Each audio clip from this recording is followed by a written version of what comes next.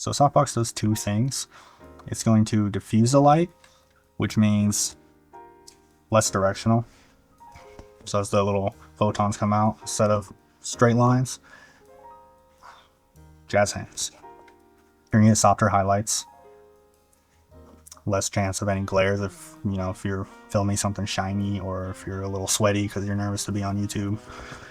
And then the second thing is it's increasing the relative size of the light source to your subject.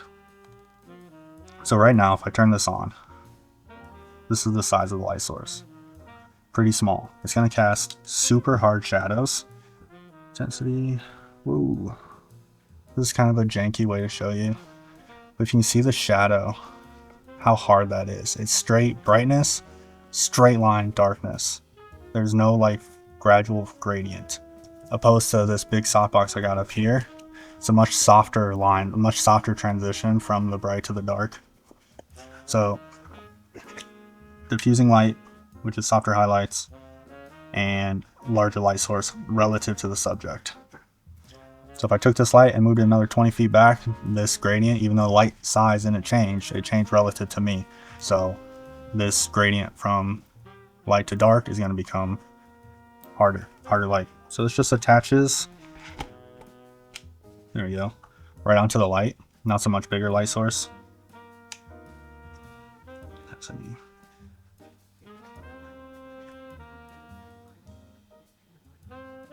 See, this, I mean, might be hard to see.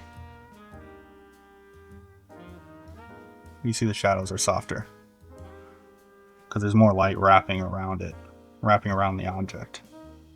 So another tool that often comes with softboxes is this little grid. Oh, I fell on the floor, sorry. That looks like this.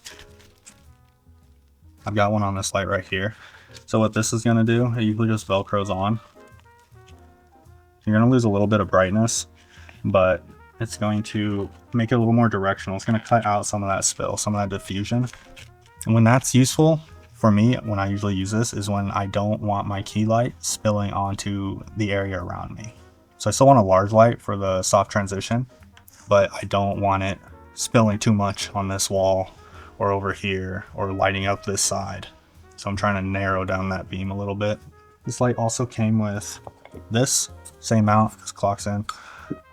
So this is, what is it, a spectral? I remember.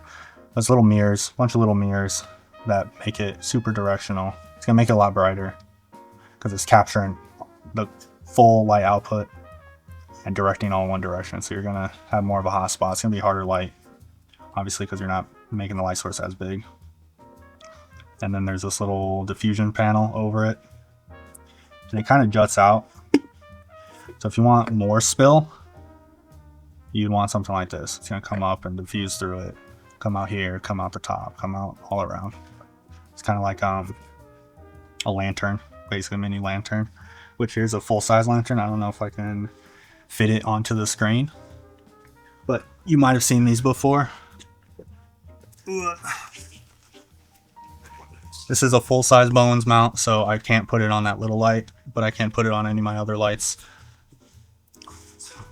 So you can have this hanging down like this, like this, I guess even up if you really want. So the goal of this, or at least how I use it, is if I wasn't getting enough light level from a window, I would probably use something like this, because this is gonna spread light in a bunch of different directions, just like that little one.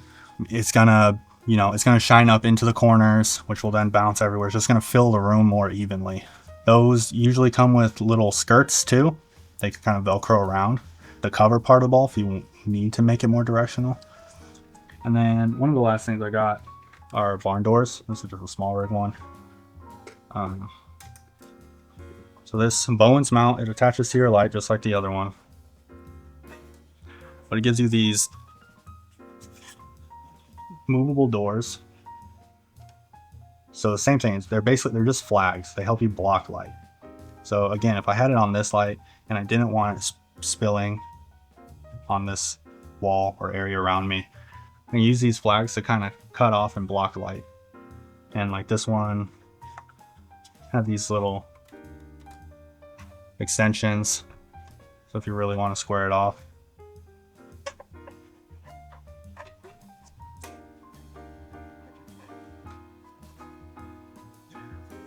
I don't use these very much, but maybe on like a background light or something. But key light, I'm usually using some kind of diffusion.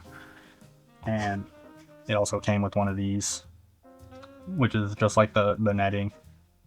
It's going to cut spill, and that just, whoops, somehow that just clicks in there, and that's a barn door. So I've just got one softbox up right now, one light with the softbox and the grid that we talked about.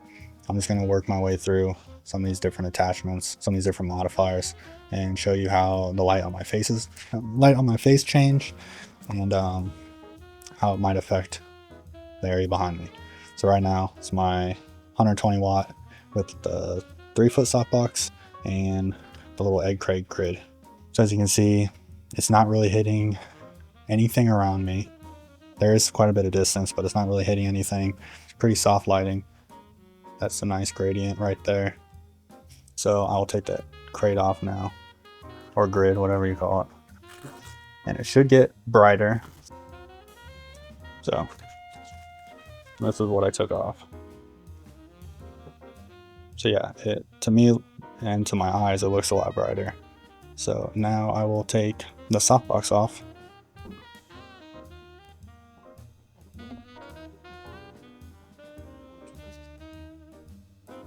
So that's the light raw dogged. I didn't change the intensity at all. You can see it's a lot more directional. So here's the best example. See how much harder that shadow is, especially like under my chin. It's just straight line of shadow to light. It's a good example of the difference between soft and hard lighting. The light source just got much smaller comparatively to me, and a lot brighter. You can see it's definitely hitting the background. Yeah, look how sharp that shadow is. That's ugly lighting. This is going to be with the reflector cone. If I can see, I'm blinded right now. A lot brighter. The cone is basically capturing all the light that's coming out and then reflecting it. So it's intensifying the light.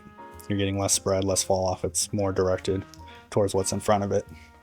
The background, yeah, now there's more of a hot spot on the wall because it's more directed. There's less of it spilling everywhere. So the last thing is going to be this big lantern. Let me put that on real quick.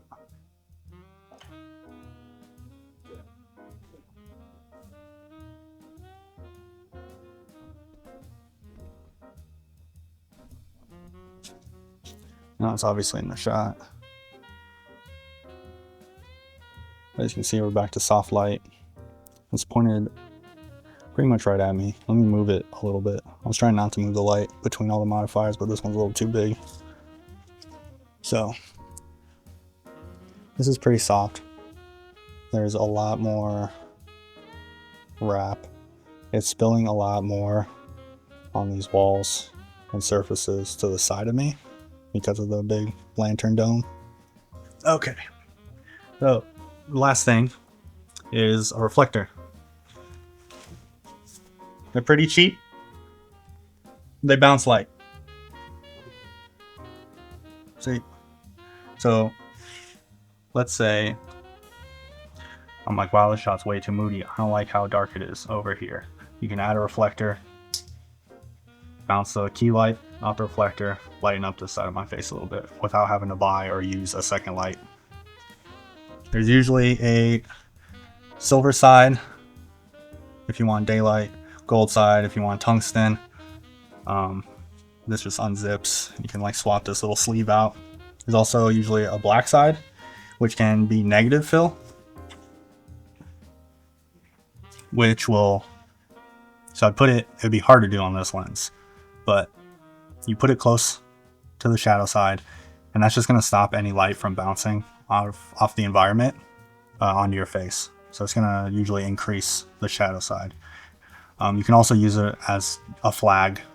So again, if I wanted to stop light from hitting up here, I can set the flag out of frame in front of the light, just covering the part that I need to stop this right here. There's usually also like a diffusion panel inside of there. If you take the sleeve off, it's some kind of diffusion panel, so you can hang that up in front of your light. If you are going to do that, it's important to not hang it up. Not hang it up like right on the light, especially if you're going to buy like a cheap light as a fire hazard.